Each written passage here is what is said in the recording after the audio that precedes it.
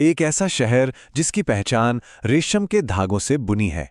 पर क्या हो अगर हम कहें कि इसकी असली कहानी इन धागों के कहीं पीछे छिपी है? जी हां, आज हम बात करने वाले हैं भारत की सिल्क सिटी भागलपुर की। और हम सिर्फ रेशम की नहीं, बल्कि इसकी उन अनकही कहानियों की परतें खोलने जा रहे हैं। अच्छा, जब भी कोई भागलपुर का नाम लेता है तो दिमाग में सबसे पहले क्या आता है? जाहिर सी बात है, रेशम। इसे यूं ही नहीं पूरी दुनिया में सिल्क सिटी ऑफ इंडिया कहते हैं। खासकर इसका जो टसर सिल्क है, अरे वाह, उसकी चमक तो सदियों से लोगों को अपना दीवाना बनाती आई है। लेकिन सवाल ये है कि क्या किसी शहर की पूरी पहचान बस एक चीज में सिमट सकती है? क्या वाकई भागलपुर की कहानी रेशम के धागों से शुरू होकर बस वहीं खत्म हो जाती है? नहीं। तो चलिए आज रेशम के इस चमकदार पर्दे को जरा सा हटाते हैं और उस इतिहास में झांकते हैं जिसने इस शहर को वो बनाया जो ये आज है। तो शुरुआत करते हैं एकदम शुरुआत से। चलिए समय में थोड़ा पीछे चलते हैं और इस शहर की प्राचीन जड़ों को टटोलते हैं, जो हमें सीधा महाभारत काल तक ले जाती हैं। पता है, आज हम जिसे भागलपुर कहते हैं उसका एक बहुत पुराना नाम था, चंपानगर।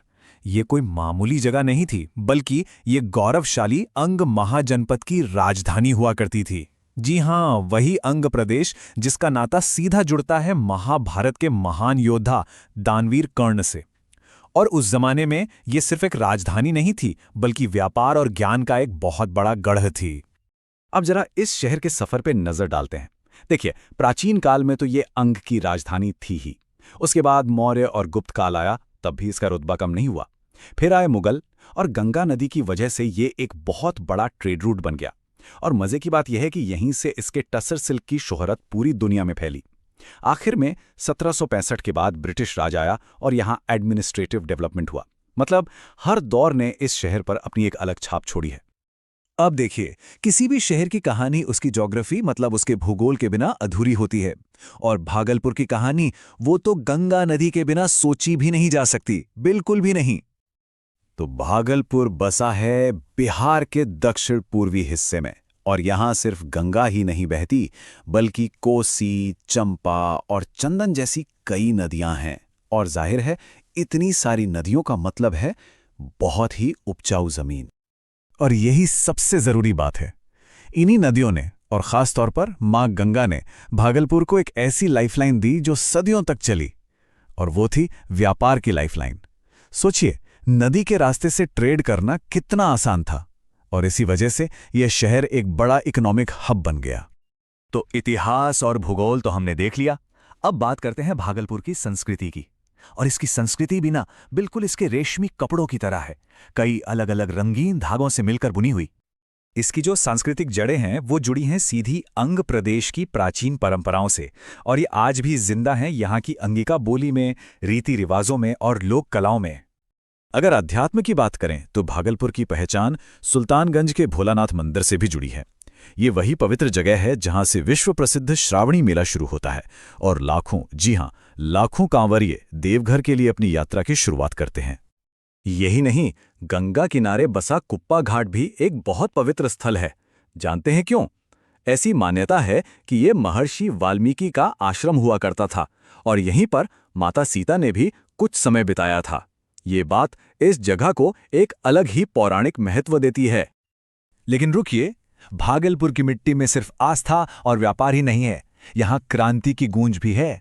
ये धरती है वीर तिलका मांझी की, एक ऐसा नाम जिन्होंने 18वीं सदी में ही, सोचिए, 18वीं सदी में ही अंग्रेजों के खिलाफ विद्रोह का बिगुल फूंक दिया था। वो आजादी की लड़ाई के पहले शहीदों में से एक थे। तो ये तो हुई इतिहास की बात। चलिए अब इतिहास से निकलकर आज के भागलपुर में आते हैं और देखते हैं कि मॉडर्न टाइम में इस शहर की पहचान क्या है। आज की तारीख में भी भागलपुर की इकॉनमी में टसर सिल्क और हथकरघा का बहुत बड़ा हाथ है। लेकिन अब इसके साथ साथ खेती बाड़ी और मछली पालन भी इसके मेन पिलर बन चुके हैं। धान, गेहूं, मक्का, ये सब फसलें यहाँ की उपजाऊ जमीन की ही देन है। और तो और कहलगांव का थर्मल पावर प्लांट और अच्छी रेल कनेक्टिविटी, ये सब मिलकर इसके विकास को और रफ्तार दे रहे हैं। यहाँ का समाज भी ना बिल्कुल इसके संस्कृति जैसा ही है, बहुरंगी, खूबसूरत। यहाँ आपको हिंदी, अंगिका, उर्दू और मैथिली जैसी कई भाषाएं सुनने को मिल जाएंगी। तिलका मांझी, भागलपुर यूनिवर्सिटी जैसे बड़े बड़े शिक्षण संस्थान इसे एजुकेशन का हब बनाते हैं। और सबसे बढ़कर यहाँ सामाजिक सौहार्द की यानी मिलजुल कर रहने की एक बहुत मजबूत परंपरा है। तो आखिर में हम क्या समझे? यही कि भागलपुर सिर्फ सिल्क सिटी नहीं है। बिल्कुल नहीं, ये अंग महाजनपद की एक प्राचीन राजधानी है। ये गंगा के किनारे बसा एक बड़ा ट्रेड सेंटर है।